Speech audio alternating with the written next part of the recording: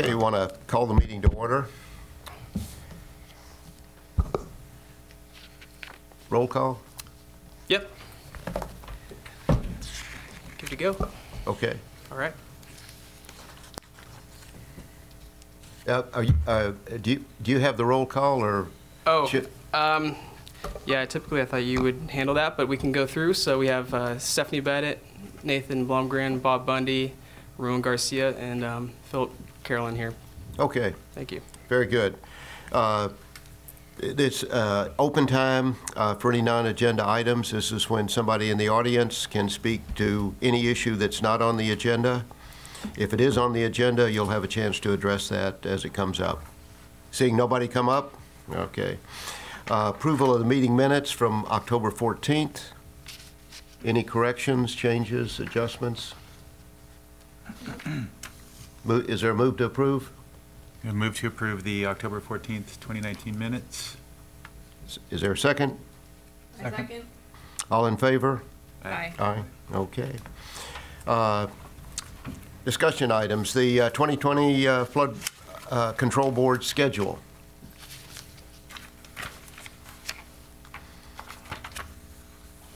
Oh, there we go. So yeah, here's the 2020 Flood Control Board schedule. So it's second Monday every other month. And I just wanted to note that the Flood Control Board meetings are mandated to be every month. So we will be posting cancellation notices on the off months. And so just looking through the calendar, there were no surprises, no holidays that fell on the second Monday of each month. So everything's pretty standard. Just thought we'd cover that in our first meeting of the year. Okay, I had thought that we had voted or agreed on an every other month type meeting, but that some other action had to take place to go with that. I don't know if that was at the flood board meeting itself. I know previous director, Mr. Brown, had pushed that, and I think it makes sense given kind of the amount of material we have on a given basis, but I don't know that it ever went and got the ordinance updated. So Okay. it's just a formality, and we just wanted to be upfront with it. So Okay. Yeah. Okay. So the next topic is understanding check valves. So check valves allow fluids. If I can do a little background, just historically, we've done a series of check valves, in particular Mariners Cove, Marina Village neighborhoods, and there have been some requests recently to add another one, and we're happy to entertain locations and discussion on that. But first, we just want to give kind of a brief overview for everyone about the pros and cons. There are some slight drawbacks and kind of balancing measures that we should all be aware of as we consider those. Yeah, exactly. So just to go over the basics, check valves allow fluids to pass through them in one direction, so they're beneficial in tidal areas. Cracking pressure is an important factor. It refers to the minimum pressure differential needed between the inlet and outlet before flow will begin. So on normal check valves used in stormwater systems, the cracking pressure is between 1 and 5 psi, which equates to 2 to 11 feet of water that has to build up behind it before it'll start letting water through. And so water must accumulate before the check valve opens. So here's a few scenarios on different tides of what will happen if you have a check valve installed. So this is a low tide situation.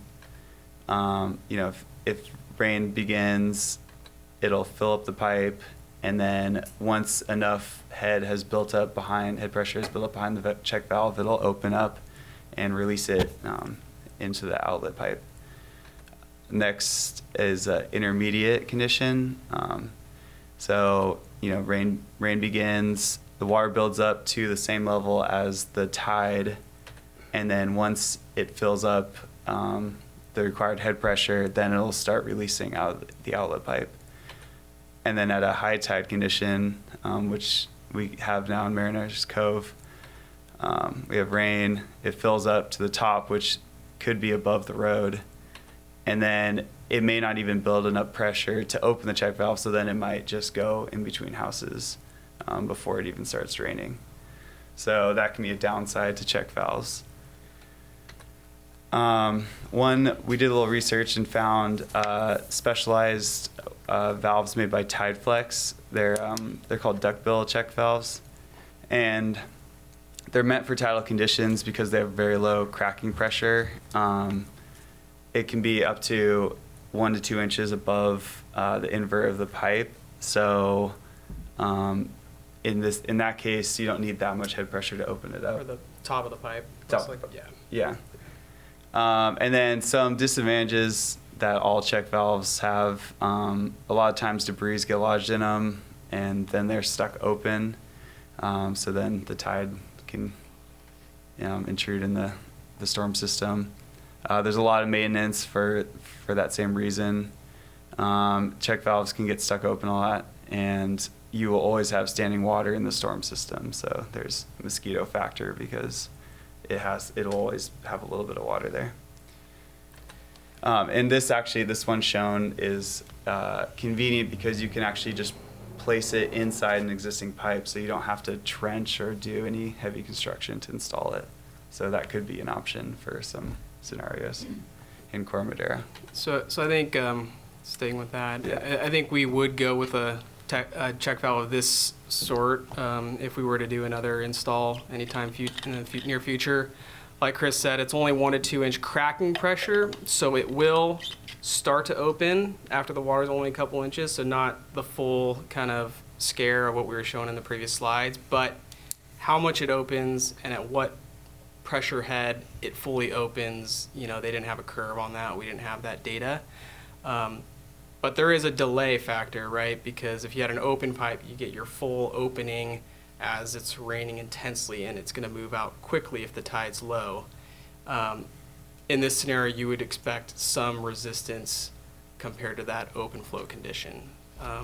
So it could be time, but then time could also result in slightly higher water elevations in the streets and that sort of thing. I had thought that we had installed the duckbill type in Mariner Cove in the areas that we that have been had a check valve installed. Is that correct?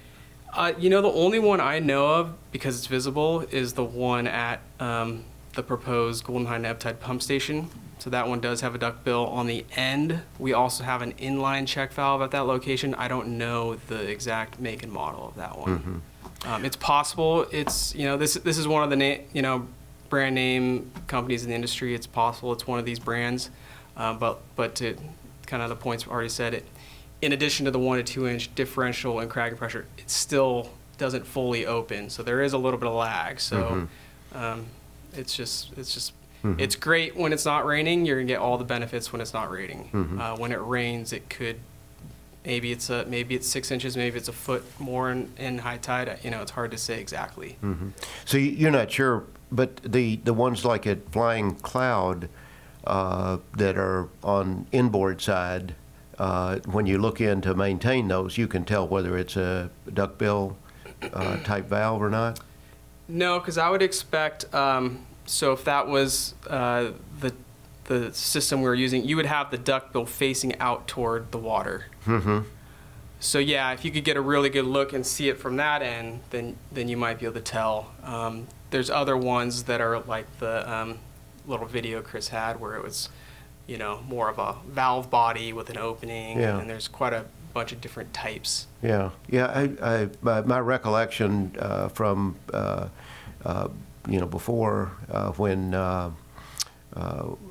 we were putting those in is that they were of a duck-billed variety, and they were inboard like that. And there was one at the end of Spindrift, on the west end of Spindrift, but I think that one got installed almost out in the marsh. There were a couple of boxes going further out, but it's been effective. It's prevented tidal backup through there, and it's only when there's heavy rain that you really see that.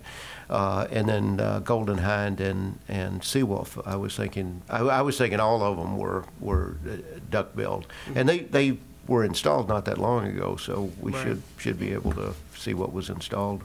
Yeah. I think so too, and I think that should be in the records.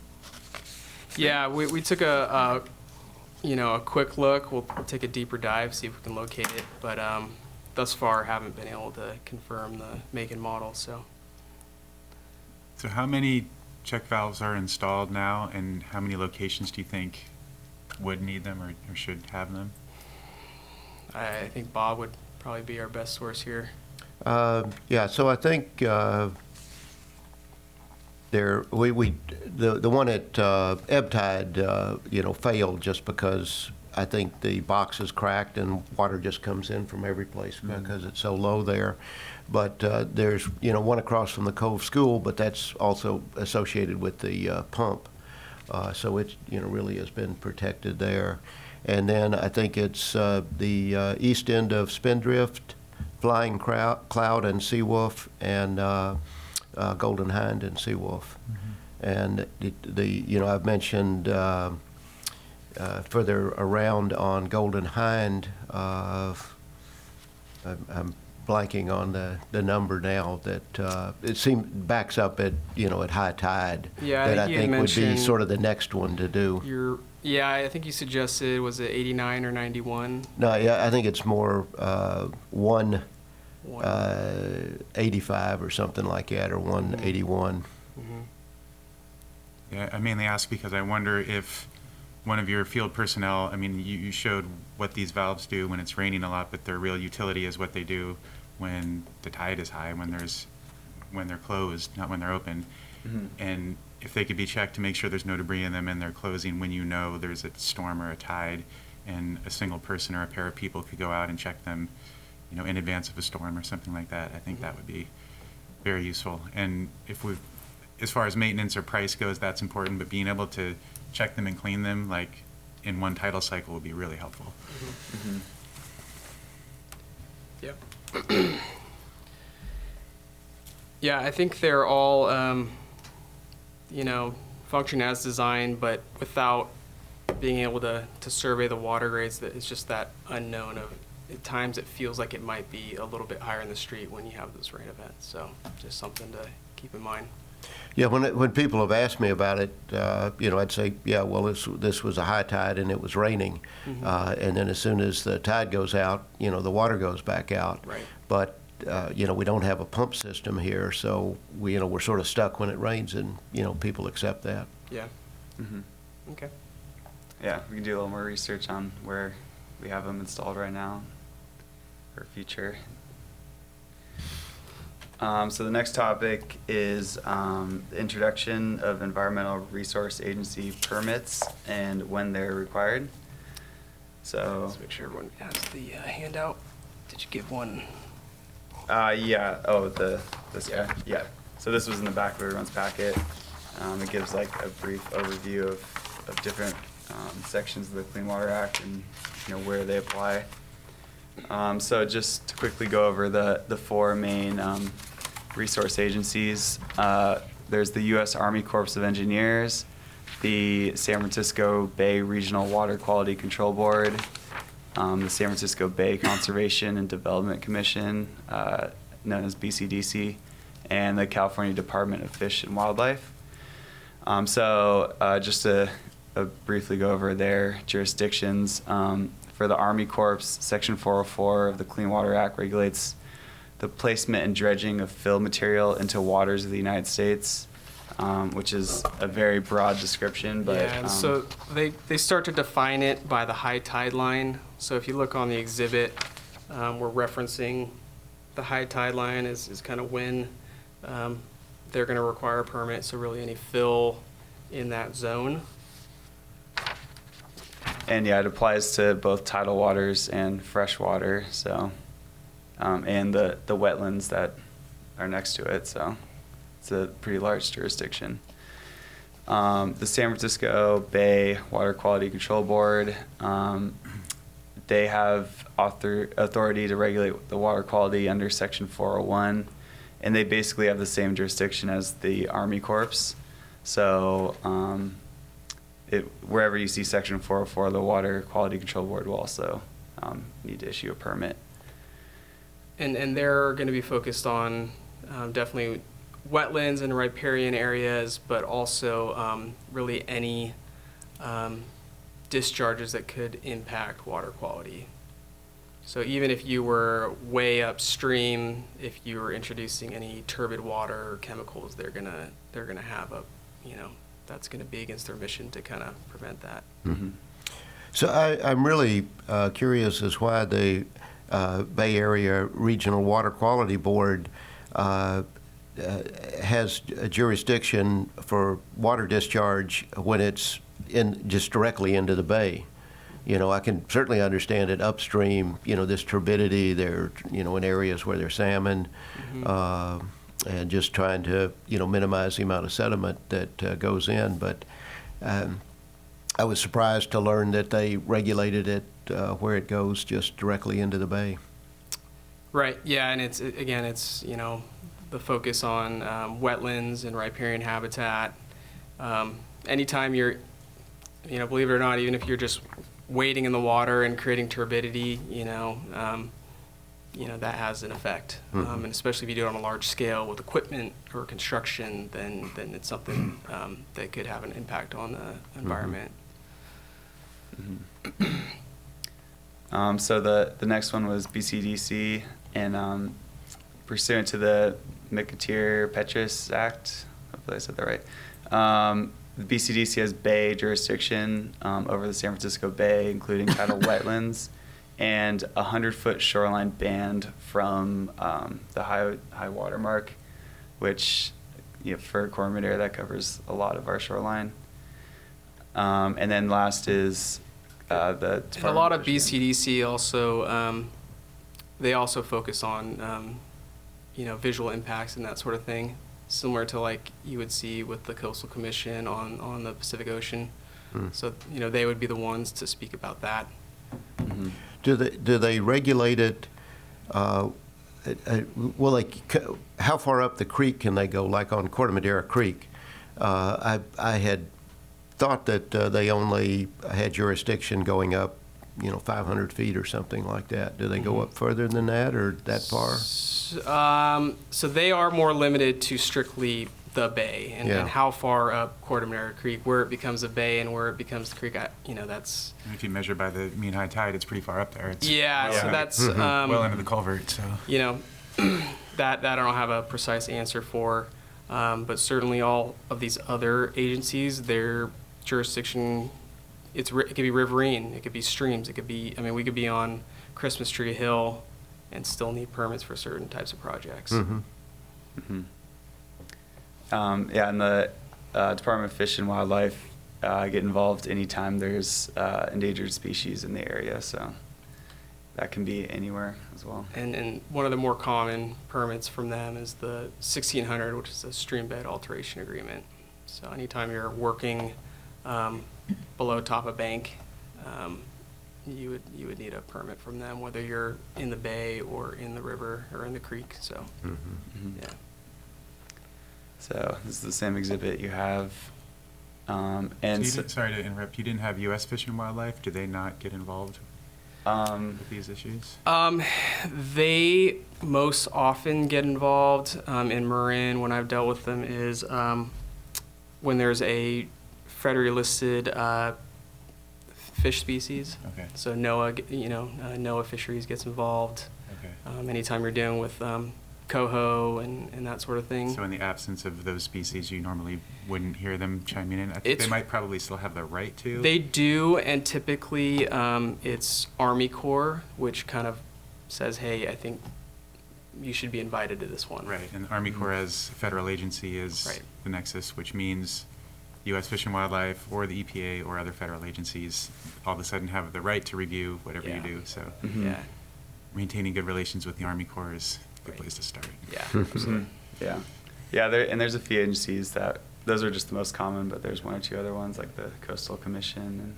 And so before Chris dives in, we kind of just want to talk about a couple types of resources. We're not just saying, hey, you all need permits and it's, tough being a Corte Madera resident that lives on the bay, but there's several options if you're considering any sort of project. Kind of walk you through kind of the initial steps of what they may, what you would have to start with.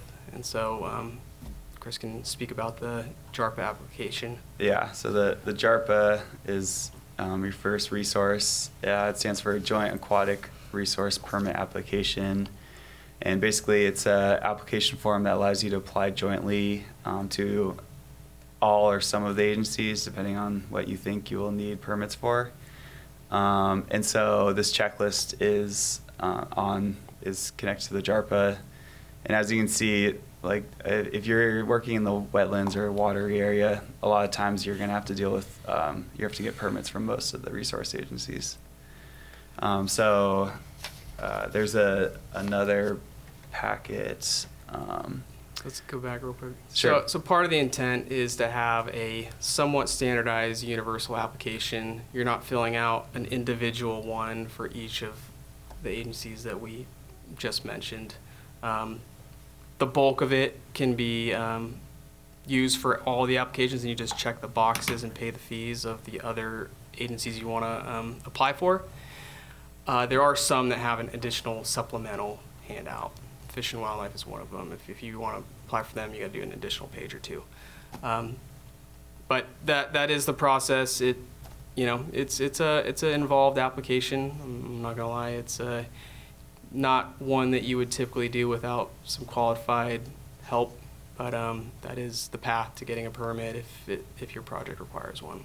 You're going to be issued several different permits through that JARPA, Right. one JARPA application, right? Yeah, one JARPA application gets disseminated Right. to the respective agencies, and then they each individually give comments within a That's what- specified time period. And conditions potentially on each permit. Exactly, Right. yeah. Mhm. And often, just getting what they view as a complete permit might take more than one iteration. And so there's state mandated deadlines on their behalf on turning it around, within certain times. And then, yeah, they have to give you, timely decisions based on those deadlines. Mhm. In the first column on the left, you have there the CEQA reviews, California, their version of the EPA. And probably a lot of us read about the recent troubles the College of Marin had when they had a CEQA exemption for their yard that they built right next to the creek. And it seemed to be a legitimate exemption, but a lot of the people in the public didn't know about it. And kind of after the fact, after it was built, there was a lot of complaints about it. So a lot of times it makes sense to get those exemptions because there's nothing that's going to be impacted by the project, but communication with the public becomes the most important thing in making sure that people realize what's happening, because that's turned into a political and legal problem that easily could have been avoided and is causing them headaches. But my question is, if you are exempt from CEQA, do you still have to get all the other permits, or at least apply for Yeah, them? so that's a good point to make. You could have a CEQA permit or a CEQA compliant permit in hand, CEQA document, environmental document approved. That doesn't mean you can start your project. If you were triggered for permits, that's a separate process that you have to go through as well. Okay, so it's not necessarily ordering left to right there. It's Yeah. Yeah. So many, I'll give you an example, many town infrastructure projects, if we're just repaving roads, if we're replacing a pump on a pump station, we're going to be categorically exempt through CEQA. But that doesn't mean we have the full right to go impact some wetland or impact some species. That's when the permitting process comes in, and they have either a joint decision that you're not impacting, or there's a mitigation involved and you have to, reduce it, so. So this is a good resource packet that McStop created. It's the Marin County Guide to Creek and Wetland Permits. And so it just goes through in more detail all the agencies and their permits and their contact information. So we can distribute this as well. And this is something we keep at the front counter if anyone has questions about kind of where to get started on something. Yeah, and that's the same checklist as before. So the next resource that's helpful is the MPC meetings, which are Marin Project Coordination meetings. And so the Marin County Stormwater Pollution Prevention Program, which is a mixed stop, holds monthly MPC meetings for potential permit applicants to meet with the regulatory agency staff and receive feedback prior to submitting a permit application. So this is a good first step if you don't know what exactly you're going to need.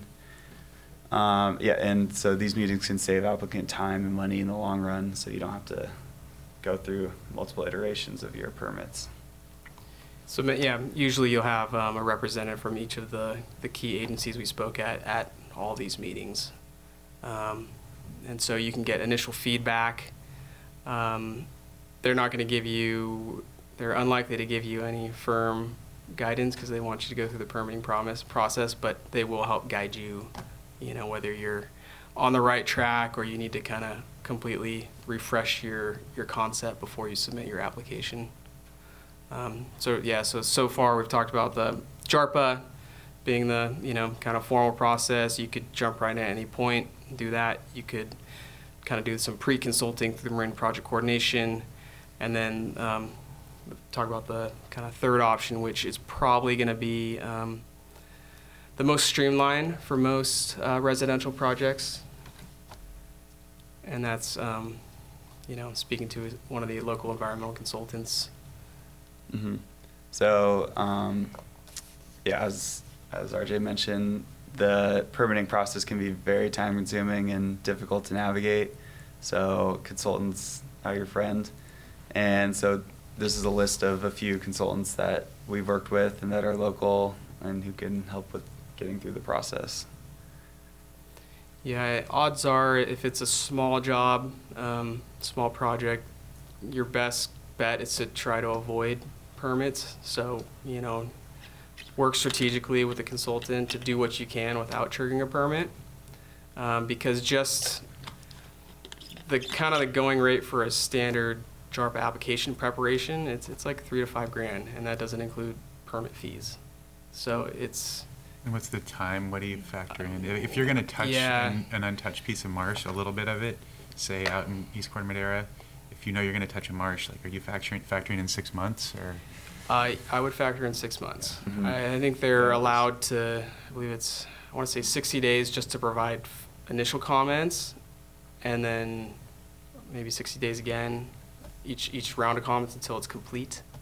And then once it's complete, they have time to issue their final letter. Are any of those agencies, because they have a lot of workload or other reasons, the kind of bottleneck, or is it just the entire process? No, they've got just a long list of permits to review, and they tend to take them in order, and so they're, especially any state agency is pretty strapped with resources, so they're I'm sure they'd like to do more if they had the staff to move things further along, but yeah, they usually take the full allotted time.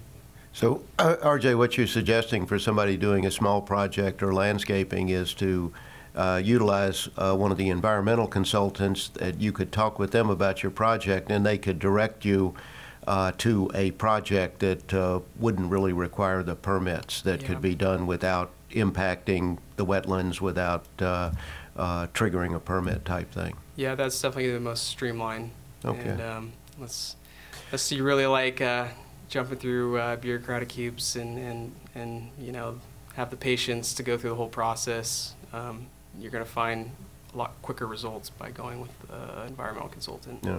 Yeah. The reason some of this has come up is residents in my neighborhood, Mariner Cove, that are on the water, whether it's the San Clemente Creek or on the bay. I think 60 years ago now, when this subdivision was developed, they brought in fill, and everything was above the high water mark. Everything was high, and then over time, the weight of the homes, the weight of the fill has caused some settlement, and we're sometimes 2 feet or more below the elevation when we started. So now you've slipped into the potential wetland vegetation. Mm-hmm. If people had sort of maintained their yard their property line, over the years, they're probably okay. But somebody that moves into a house that never had anything done as far as landscaping, and especially in the area around ebb tide, boy, there's just the whole yard is below high tide level at this point.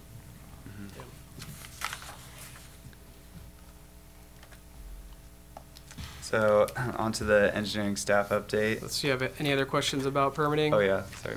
This was really helpful, and that full packet we could just pick up at the counter downstairs that Sure, has we all definitely we'll make sure to have extras of the Marin project coordination resource one, and then we can provide all of these at the front counter. Yeah, I think that'd be helpful for board members if people are asking about what to do in regard to a project. We can refer to that and also refer them to an environmental consultant. I have a question. This was helpful and educational in itself, but was the trigger for this request because there's a number of neighbors that are applying for these sort of permits to do work in their properties on a standalone basis? Well, in my neighborhood, there are a number of people that have been doing landscaping projects to prevent tidal flooding, to really build up their backyard enough to prevent the water from coming between the houses and getting in the streets and flooding the neighborhood.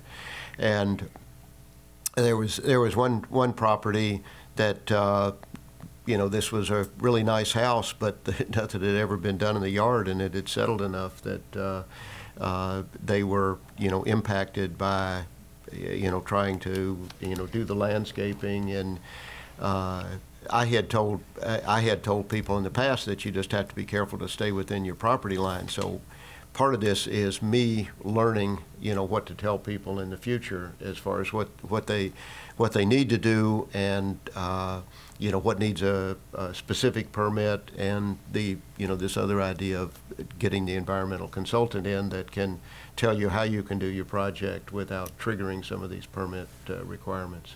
So I know that we have discussed on a number of occasions the issues that our neighbors on that side of town are facing, and the possibility for the town to step in and have provide some sort of help or guidance. Would it be pertinent or appropriate to have like a master how do you call this, like permit with mitigation measures assigned to it, so that whoever individual is going to apply for this doesn't have to start from scratch and say, if you're going to be doing this, these are the mitigation measures that you need to do. So it would be, or is it case by case basis? Well, I think at this point, and this kind of gets into the next topic, but as part of the climate adaptation plan, we are looking at solutions for Marina Village, Mariners Cove, and so these measures that people might be trying to implement in the next couple of years might be moot if we can come to some solutions on a bigger front. But to your point, that is an option for groups of people to create a bigger project and create a larger environmental document with mitigation measures, but you have to define it. So it's not where you'd have to know what you want to do ahead of time. Yeah. You can't just leave it open-ended. In the next 10 years, 20 homeowners are going to want to bring in 100 yards. That's not really, that's too broad. You need to know which sites, you would do a wetland delineation, you would do a survey, you do all the detailed work. Okay, So, that makes sense. yeah. Thank you. And then just the final idea before you move on from permitting was, I'd encourage you, if you haven't already, to look into the recent changes or pending changes in federal law about what constitute waters of the U.S. And my first thought was, I wonder if High Canal and Low Canal and some of the canals that are behind the Nugget Market have fallen out of federal jurisdiction because of that change. So I wouldn't jump to look for a federal nexus if you have to do anything on those until you make sure it's still required. RJ, I've got a question. And this might be along the lines of the question I was just asked, is if we have a history of people who've gone through the JARPA application and received comments, and these are individuals in the east side of Corte Madera, Mariner Cove, and the areas around there, is there a way for the town to actually understand what types of comments are being received, what types of measures are being required to actually do any of these types of works, any of the building up of, your own seawalls or whatever people feel like they'd like to do to protect their property? Is the town at a place where they could say, when we've seen these types of applications in the past, this is what you're likely to see? As far as, instead of paying $5,000 to get an environmental consultant, just to say from the city's perspective, what's commonly Yeah. required? So yeah, let me clarify. So I don't expect an environmental consultant to charge you $5,000 to give you that type of advice. Okay. If they're doing a diligent job, they are going to have to go to the site. They are going to have to observe for wetlands, so there's time associated there.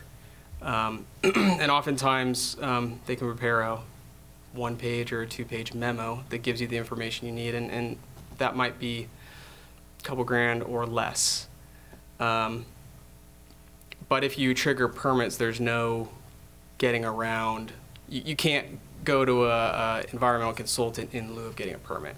So your goal by going to an environmental consultant would be trying to achieve some of your project goals without triggering a permit. I think that would be the most streamlined. Or knowing up front really what you're getting into and what the road's going to be like to get the permit that you desire to get the improvements that you want.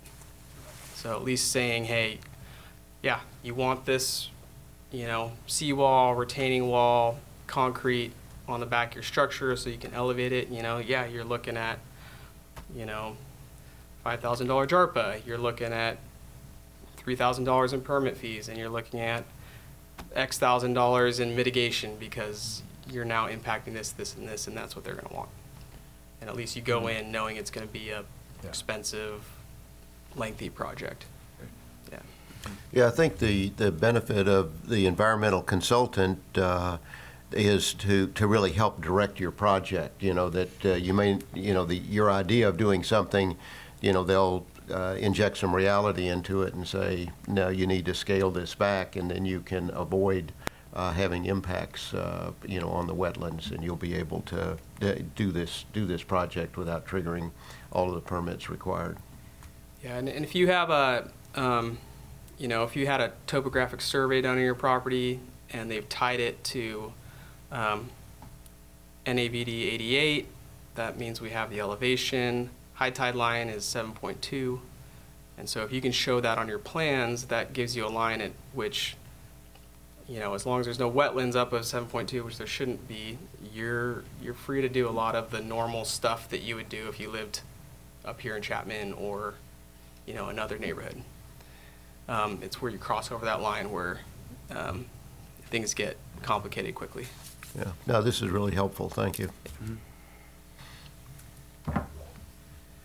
Okay, and then we wanted to provide an update, couple items.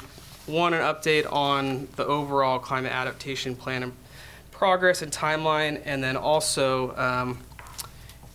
our last, so through the project, we have a resilient advisory committee, and Keith, correct me if I'm wrong, Bob, but Keith Forsman was previously Yes.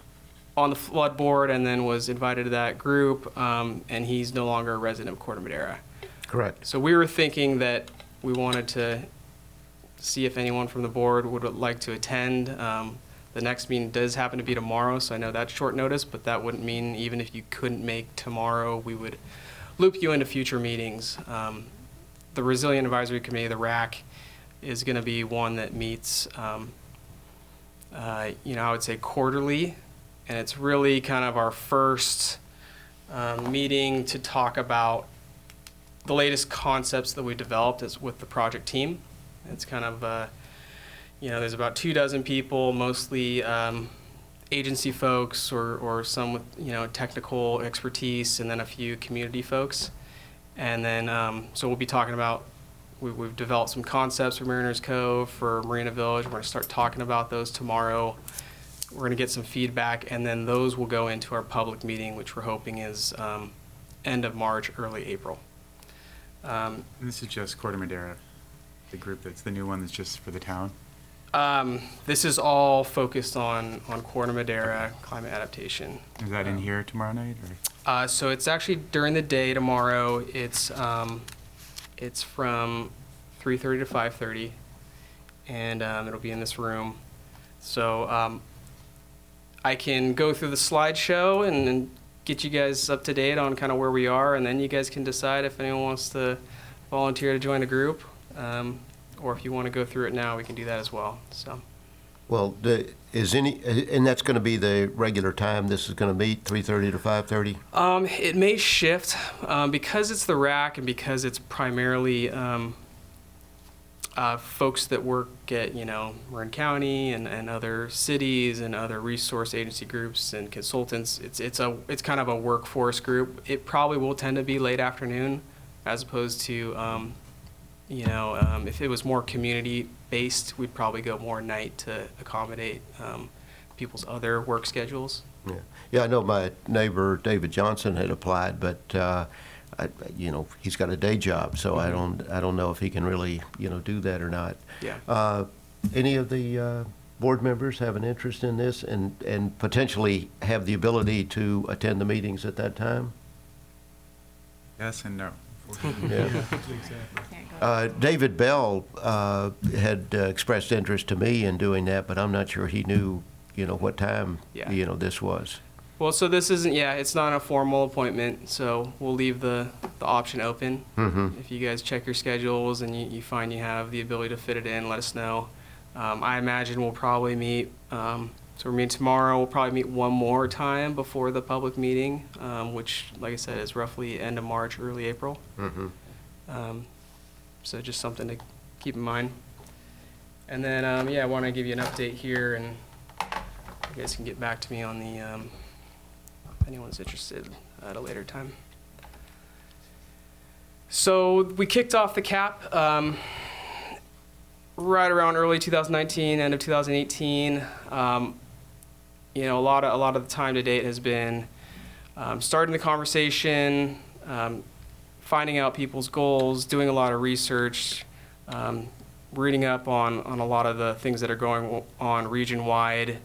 There've been, as Marin County's had a number of efforts, Bay Wave and whatnot, and then, there's also been other work with San Francisco Estuary Institute and others out here on the marsh in front of, out to the east, and so those all have been kind of funneling into, what we're trying to do here for Corte Madera. But we're about in the middle, and I think we're really at the point where we're now going to start sinking our teeth into some substance. So it's exciting to be at this point, to be able to talk about actual concepts and start kind of working with the community to kind of see their thoughts and get their ideas. And then the goal is by end of 2020, have a document that goes to council that's been, vetted and approved by the community, and have council approve it as our kind of master plan going forward.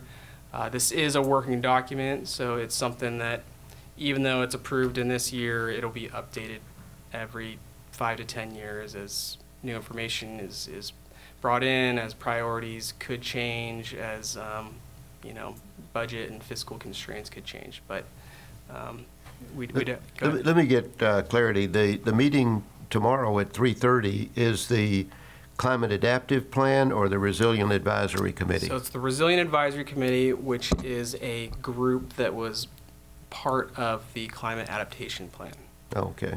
Yeah, so it's our consultant team through the Climate Adaptation Plan that has organized this event, and there's, like I said, about 20 people, and it's really to start.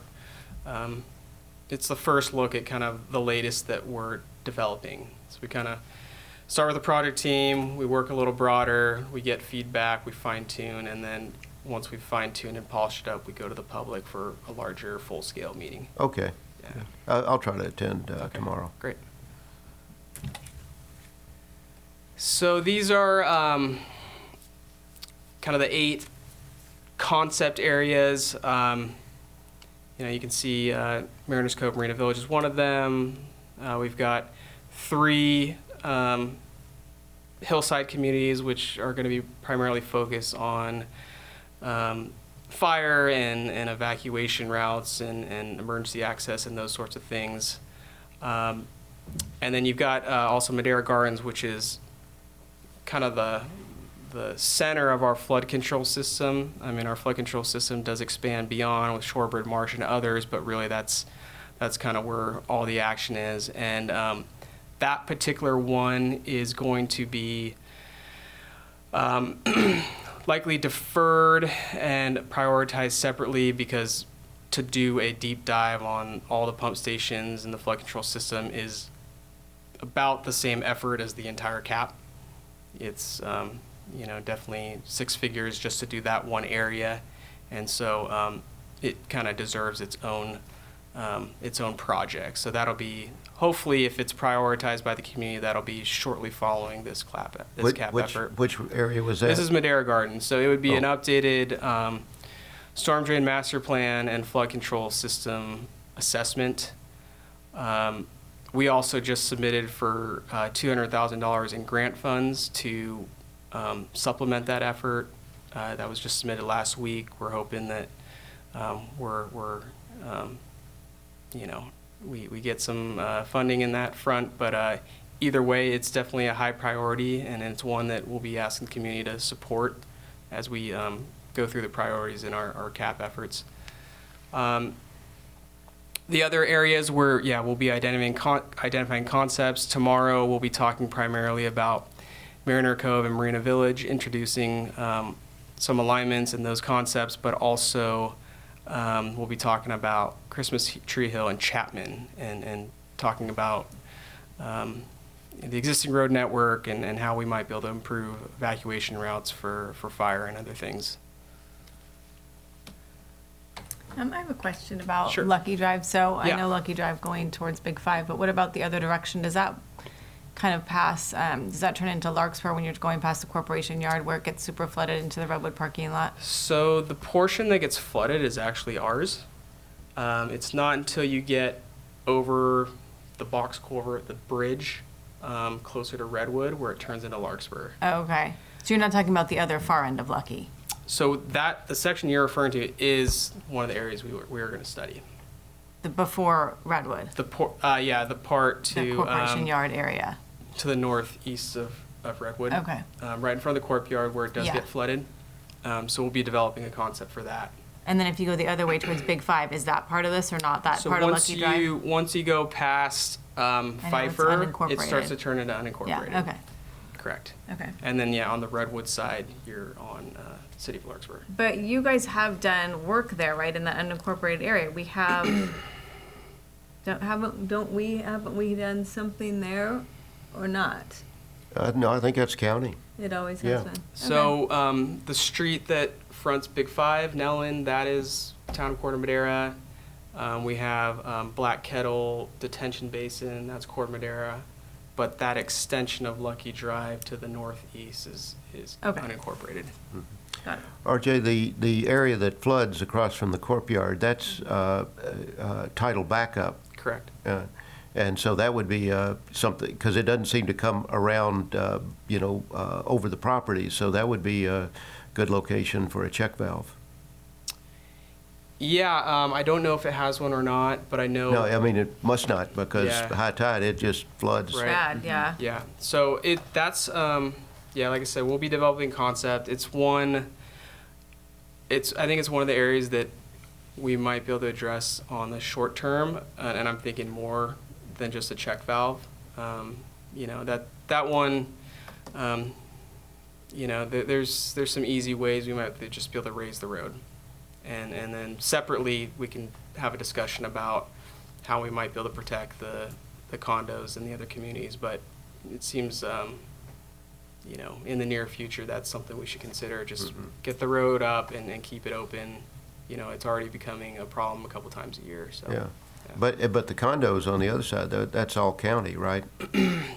The condos adjacent to the Corp Yard, I don't know. Those could be town, I believe. I believe think those are county, yeah. They are county, okay.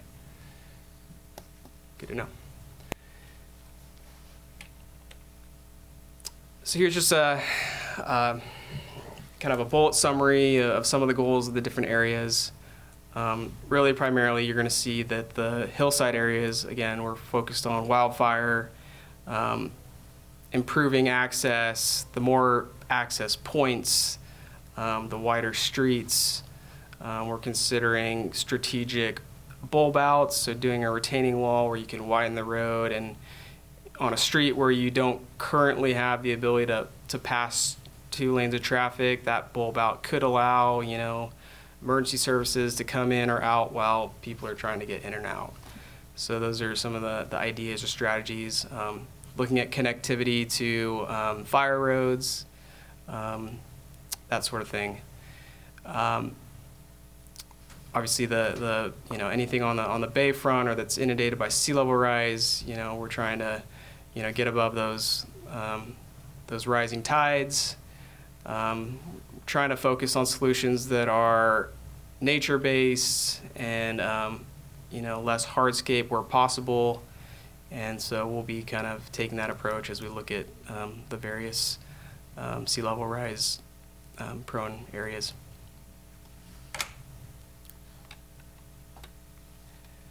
So here's just kind of a existing view of some of the elevations along Mariners Cove, Marina Village. So obviously this is, one of the areas that, we're most vulnerable, and so something that we want to spend a lot of time, a lot of thought looking into it. That's why we brought San Francisco Estuary Institute in to really bring their expertise and their assistance. What was interesting to me is seeing Marina Village at a much lower elevation, and that kind of goes back to that low fill development that we've talked about a couple times here at the Flood Control Board. It was built lower, but with a levee system to protect it, whereas Mariners Cove was built higher, but didn't have a levee system. So that's kind of the difference in that you can kind of see there in those images. And then just kind of tying that back to what is the goal. So here are some current and predicted high tides that we really need to think about as we plan our infrastructure, plan our community. And so we're really looking at, and I guess I realize this slide doesn't have any dates on it, but they're predicting about 30 inches of sea level rise by the year 2050. So it's, if you simplify it, I've been saying about 1 inch a year. So it adds up quick. Time flies. And so we need to be planning ahead for that. So your 7.2 high tide now, you factor in the potential for wave run up, which especially if you're on the edge of the bay, that adds a couple feet of higher water, and then the presence of a storm. So you get all those things happening at once, and you're going to really want to be at that higher elevation. So this is just some of the metrics that we're using to apply to the cap, and that along with kind of the time factor to kind of see how best we can plan out the infrastructure in our community. And so like you said, you don't have the dates on there, but those are all dated, and those are the mean of the predictions. Those aren't the worst case scenarios even for sea level rise, are they? I think the 6.9 is for like in the year 2100 or something. So yeah, kind of just using a separate calculation. But yes, if you figured 7.2 with a couple feet of wave run up, you're up to 9.2, and then you would want some freeboard. So that's where you're, right now you would feel good around, 11 feet for the next decade or two. But so that's really what we want to be looking out ahead of time. You know, what should we be building our infrastructure to, and then we should be shooting for, 11 plus. You've had consultants come in where they talked about being able to build something that can accommodate that, but also is essentially the foundation for an increase in height in the future, something that can be built on top of. Yeah, right. So you can build to 1.9, and then you don't have to tear it out to rebuild. You can Exactly. So yeah, I add think to you're it. referring to like a phased approach. Yeah. So have one set of project goals that meets the need for the next 20 or 30 years, with the ability to add on later to address the next 30 to 50 years It beyond would make that. no sense to build to 20 feet when it wouldn't be doing you any good for decades. You Right. know, Yeah. just basically, you're sort of trying to stay ahead of it by a Right. decade or two. Or you better factor that into your cost-benefit ratio. If you know that it's not going to do you any good in 20 years, and you balance the cost, is it Yeah. worth doing it all? Yeah. Those sorts of questions. Here are just some of the strategies, and kind of used broadly. Obviously different ways to raise the land, different types of hardscapes versus softscapes, engineered walls, earth and fill. These are just kind of some tools in the toolbox. What we're seeing a lot of kind of Bay Area wide is kind of this ecotone slope. And this is really where SFEI is kind of really at their best. They understand this really well. But, say you build a engineered levee or a berm in the back, by creating this gradual slope, it creates this additional habitat. And this actually really makes these projects a lot more permeable, because instead of just building the levee structure, you're actually allowing the coastline to kind of evolve with time, allow the ecosystem and habitat to kind of adapt with time up the elevation as sea level rises. So this might be a strategy to help obtain a permittable project, just as much as it is a good thing for the environment. And you can actually build the levee at a lower elevation with the ecotone slope. Yeah, so this will reduce or take care of the wave run up. So now you're not factoring in that additional 2 feet that you would otherwise have to, because it'll dissipate the energy through that gradual slope. Would this also be called the constructed wetlands that you showed on the previous slide as one of the tools? Yeah, those look similar. Yeah.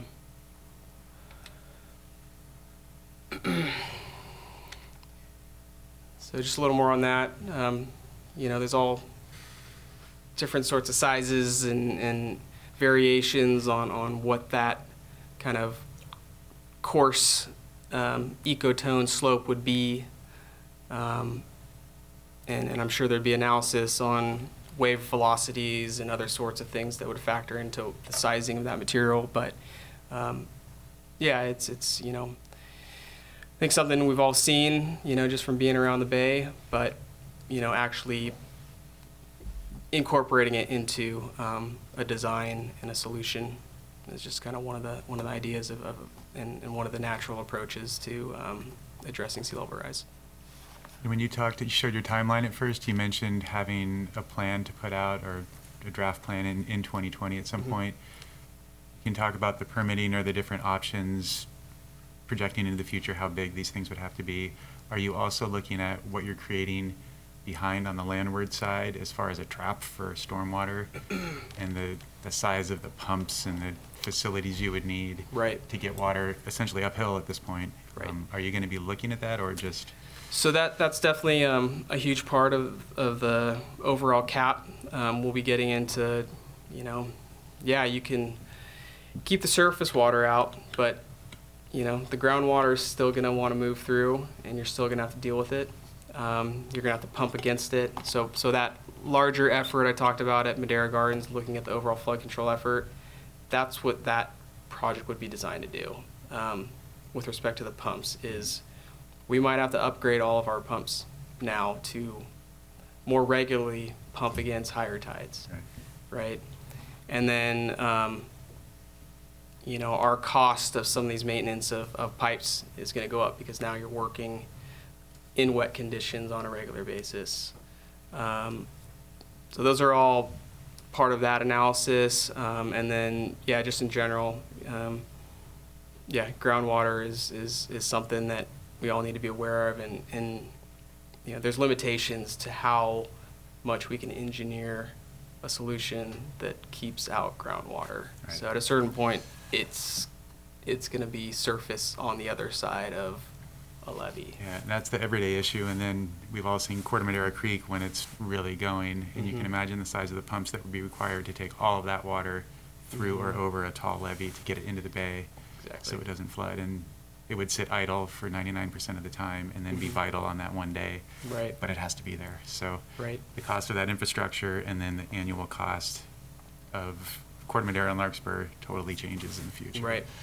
Yeah, and you know, I don't know for certain, but I'd like to imagine they designed our flood control system to 25-year event back, you know, decades ago, but as that tide rises, you know, that number just falls. And then the other factor of that scientists are forecasting as part of climate and climate changes is more intense rainfall.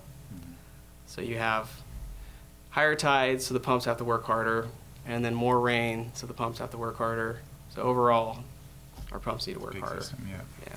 So primarily for Madera Gardens, you're talking about whether you need to increase the pumping capacity at the High Canal pump station? So I want to look at all the pump stations. I also want to look at all the detention basins to see what capacity we have. I also don't know, you know, it's been, from what I heard, it hasn't been dredged since the 80s. So do we need to dredge any of our detention In basins? the lagoons, like the. Yeah, the lagoons. Only one of them had been dredged. Yeah. The Marquardt Lagoon Right. was dredged, I think, in the 80s. Right. They tried to dredge Lagoon 1 Mhm. and couldn't get buy-in from, you know, all of the residents on the water there to do a, you know, cost sharing.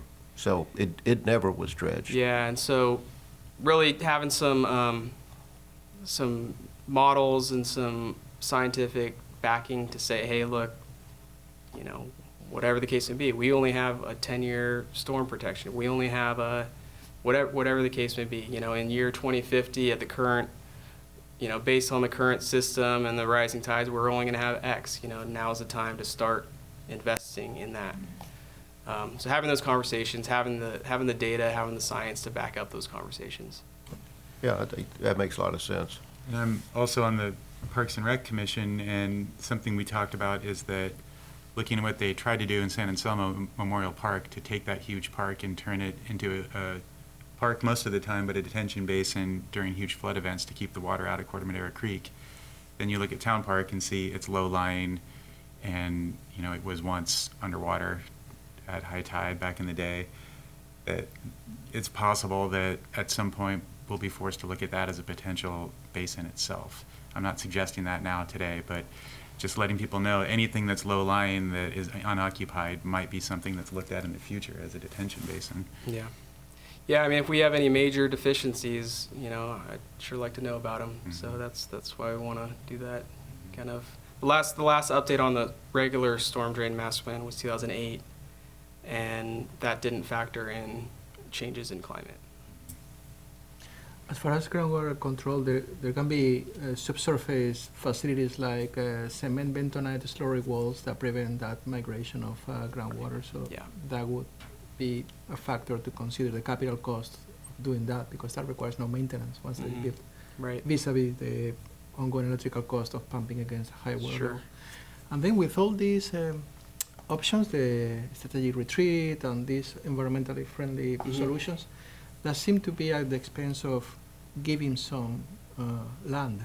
Mhm. So you, like it's shown there, like it looks nicer and it's better for the environment, but it's at the expense of giving real estate for partial retreat. or partial or permanent. Mhm. It's foregoing.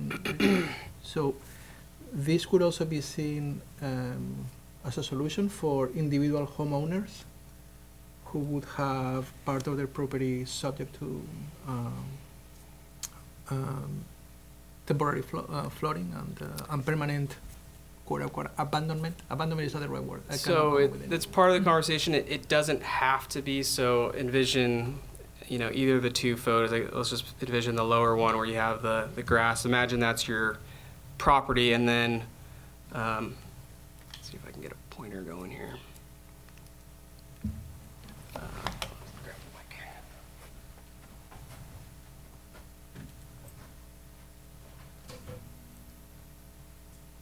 mic. So, I think, we do have to have a discussion about retreat. Sea level rise is going to continue to rise, and,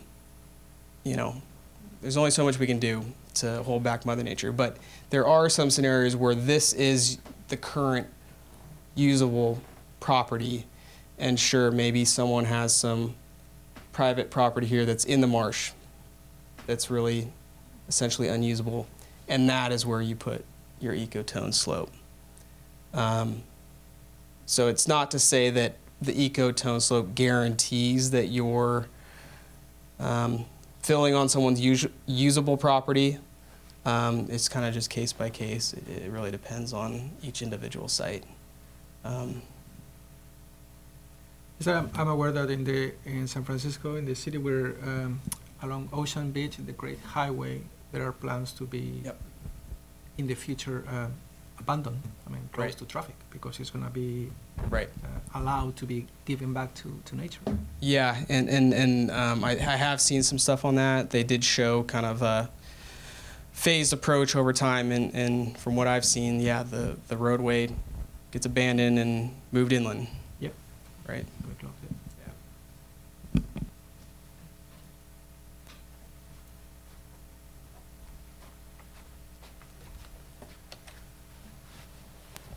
All right, a little more on timeline. So,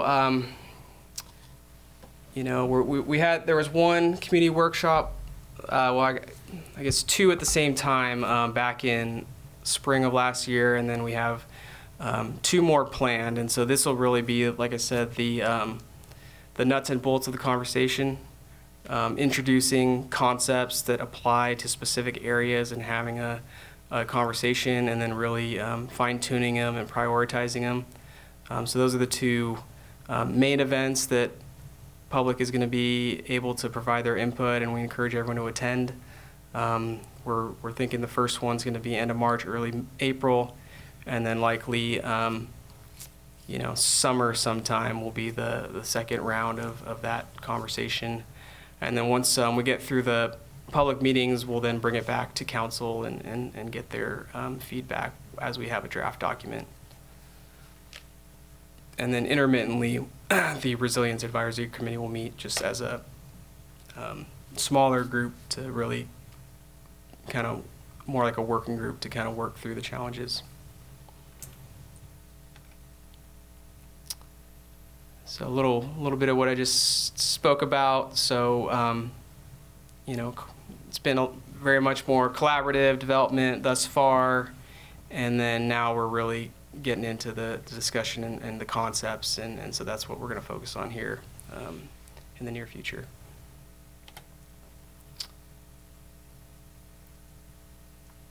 And that, we have it tentatively end of spring for the third workshop. That could slide into early summer possibly. And then once we get through this, it'll be kind of trying to wrap up a draft document and then into a final document by the end of the year.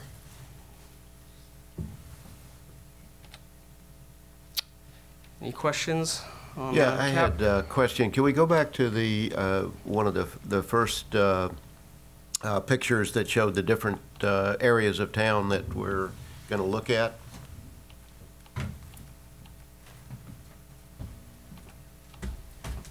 Yeah, that one.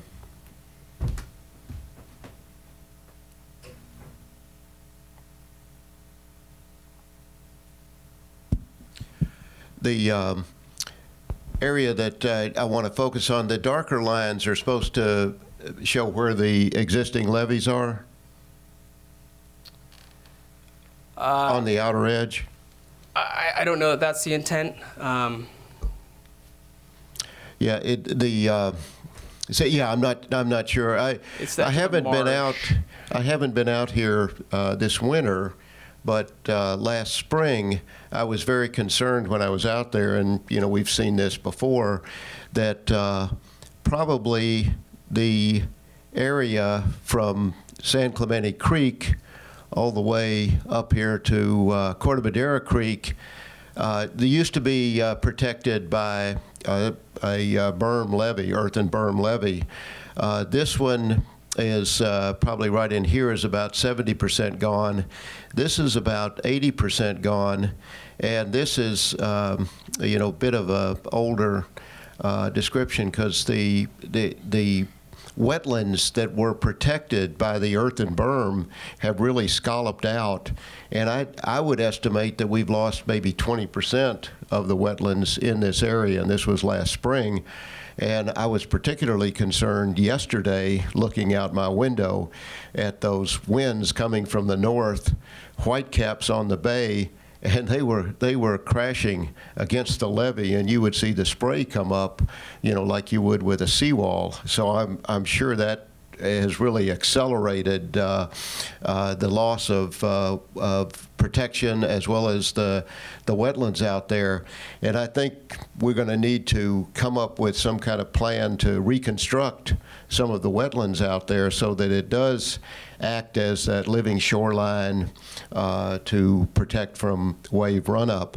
And that's going to be a big region-wide, program that affects other areas that are experiencing the same thing. A lot of the grant money I know that's available to us relates to transportation issues, and just like we want to be able to protect the village and the town center and Madera Gardens and Marina Village, the levee, railroad right-of-way levee that continues on down here is sort of critical for that, and we need to really make plans to maintain and build up that levee over time, that it therefore protects the village and then protects 101, which is lower. And this is going to eventually evolve, coming around here through county property and then getting up into the Larkspur properties. But that's going to be a particular area of concern that we're going to have to pay attention to. And just as you talked about the difference between Barroner Cove and Marina Village is the levee, actually does protect Marina Village. And as we've talked about, and as you've taken care of, put sandbags out there to really build up a couple of the low areas. So that's going to need to be a particular focus for us as we go forward. What does NN stand for in this slide? That's consultant Nelson Nygaard. So they're a transportation consultant, and then SFEI, San Francisco Estuary Institute. And they're a nonprofit that really specializes in assisting agencies with these types of projects. Thank you. Yeah. Any other questions on the CAP before we move on? Okay. All right. Here, I'll pass it over to Chris. So the next topic is flooding on Casa Buena near the old Jeep dealership. And so recently on January 16th, we had a lot of rain in a short period of time, and so there was pretty significant flooding.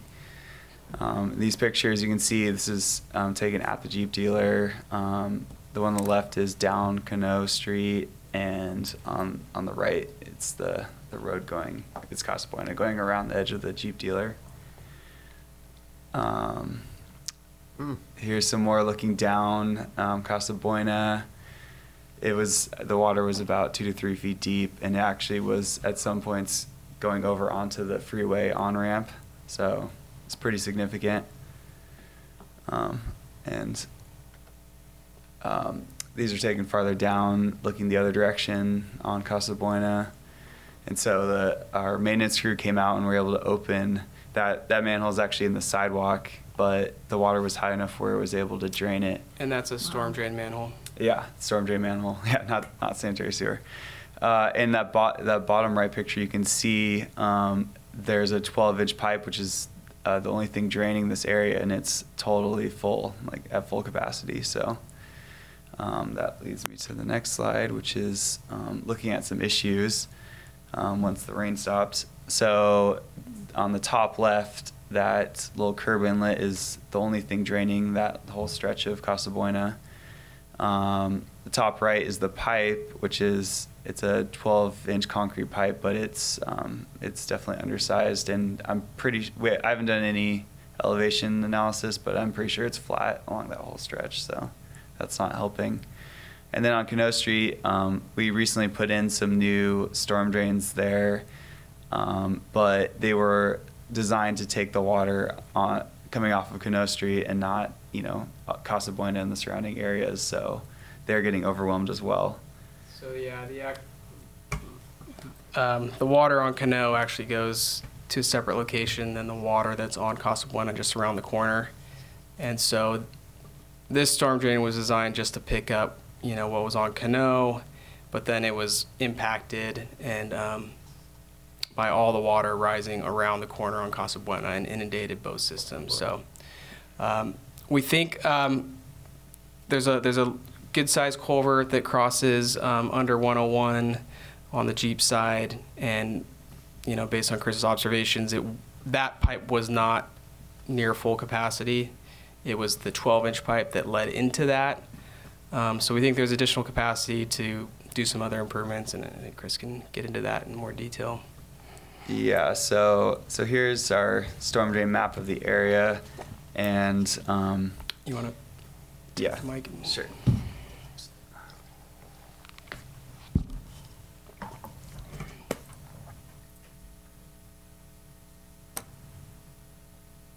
So yeah, we looked into it a little bit. So as you can see, this is Cano Street, and this system is draining that street, and it goes under the 101 over here. Down here, there's a 3-foot by 2-foot culvert that goes under the freeway, and that is supposed to be draining Casa Buena in both directions. And this is the 12-inch pipe that I had several pictures of. So we have room to improve that area. So you don't think any of that flooding was caused by clogged drains? It was purely capacity? What? Pump station there? Isn't there a pump station there? So no, here actually it opens up into kind of an open channel, earthen channel. It goes through another pipe, and then there's another open channel here, and it eventually ends up at a pump station, but it goes through a series of pipes and channels to get there. Because I mean, there's a fairly good-sized infrastructure right here, but I always assumed that there was a pump there, but there isn't. No, not right there. I went with some of our maintenance staff to track it, and I don't think it gets to a pump until it's well over here. Yeah. And then Nathan, to get to your question, so there probably was some leaves and debris that was, contributing, but anytime, you're dealing with that type of flow and we should be accustomed to dealing with debris, we should have bigger inlets, more inlets, kind of a factor of safety. I just don't recall that area flooding like that when other areas weren't completely underwater. That seems like it was a little odd. Right. Yeah, I think it's a little bit of all the factors, but the small pipe, the undersized inlet, those seem to be the primary culprits. So looking at the drainage as it continues across, there's an area behind Toscalito Tire that is open that had flooded in the past, but there wasn't any flooding associated with this particular problem. Not that we heard of. Yeah, so it must be debris that was the cause of it.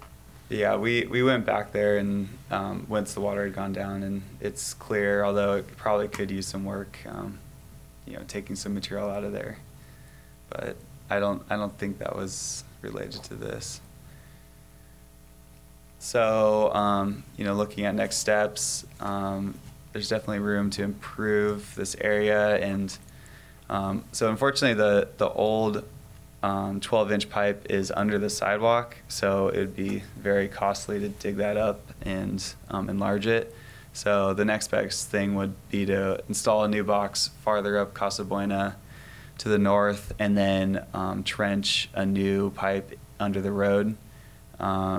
And it's actually good timing because we have a project coming up on that stretch of Casa Buena, so we'd be able to pave it later on. But we still have to do some analysis to see if we have fall from where we'd want to put the box to that large culvert that goes under the freeway. So that's the next item we have to look at. But I think if we were to analysis the area, we could probably deal with future flood events. So the trenching you're talking about is just underneath Casa Buena, not going underneath 101? Yeah, just under Casa Buena. Blue section. Yeah. Yeah. Any questions on that one? Wow, what a mess. A But new mess. we also should recognize that last year we were talking about the flooding on the 101 off-ramp as you were going north, or the entrance ramp as you were going north from Tamalpais. And RJ had worked with Caltrans and done some of the work locally, and that's been resolved. So It's far, so better, good. yeah. So Great. that's working. Yeah, That's so good. they mainly just reestablished the ditch, Yeah, much and better. I think that added some capacity, and hopefully that holds up, because it's a pretty flat system through there, and so there's only so many options that aren't very costly, and so hopefully that'll do the trick. Yeah. What was done on the off-ramp? I know that's on the on-ramp, right, where the Right. ditch was. They What made was the done curb at the, cut wider. So if you recall, there used to only be about maybe a 6-inch opening in the curb, and all the water would kind of funnel in there. But I noticed that the water was kind of sloshing back and forth, going up the crown of the road and then hitting the curb. It's wanting to go off, but it wasn't. So we actually opened that opening, and I think it's more like 4 or 5 feet now. oh, good, yeah, that seems So good it too. no longer sloshes and Yeah. hits the curb. It now just Yeah. most Yeah, of it's it good. slides off. So. It's nice. All right. Okay. Future agenda items, thoughts? I did have one thought related to what I was talking about the Corte Madera wetlands. Would it be possible to have a drone go over that, every year or two, just over the outline, so we could see the extent of erosion year to year? So actually, and I don't remember whose effort it is, if it was part of the Marin County work or someone else, but they actually are tracking it at a very precise level. Okay. It'd be a good question to ask SFEI tomorrow if you're here for the rack. Okay. I was in a presentation recently and I saw it, and they had, great. they had specifics on how much it had eroded in the last, year or 3 years and that sort of thing. Okay, well, I will try to attend tomorrow, and Yeah. and if someone has that available in the presentation, that would be great to see. You might ask them, at work we use drones with LiDAR. They can actually take LiDAR readings from a unmanned drone, and it just keeps getting cheaper every year. Yeah. So. Yeah, and they also, them and the Golden Gate Bridge District, I actually think the Golden Gate Bridge District took the lead on it. They did LiDAR for the whole county, and they've been sharing it, but we're still processing the data. It's a large file. It takes some time to get access to, but our consultants have access to it. We're working on getting it here so we can use it, with our staff, but it's fresh within the last 6 months, Great. so it's good data. Yeah, the Let me just add that if any of you haven't been out there lately, the loop that was around the Golden Gate Bridge District property, the bowl that's just east of the village, they have mowed that, cleared out the pampas grass. You can walk around. The fennel's been knocked down, and it's remarkable Yeah. to see that. That hadn't been done Was ever. that to mitigate the homeless situation, or is that unrelated? Well, I don't know. Yeah. Did you have anything to do with getting them to do that, Better. or? I mean, I don't see them doing it out of the goodness of their heart. I but- know. But it's been done. You know, it's Yeah. really amazing to walk out there, and it has resolved the homeless It's, issue. yeah, it's much Yeah. better. I was out there too. Great. Okay. And then one thing for, you were asking about Yep. future agenda items, and we talked about the climate adaptation plan and the resiliency planning group, and I think just having that be a regular to make sure that, Yeah, and definitely agree. I want to make sure there's substance to what I'm presenting, so I think there will be this time at our next meeting, especially if we have the public meeting. Up till now, I would say it's been a lot more of gaining feedback, and so not as much of a substantive conversation. But like I said, we're turning the corner into really the heart and soul of that project. So be giving more updates. yeah, Yeah. great. Okay. Meeting adjourned.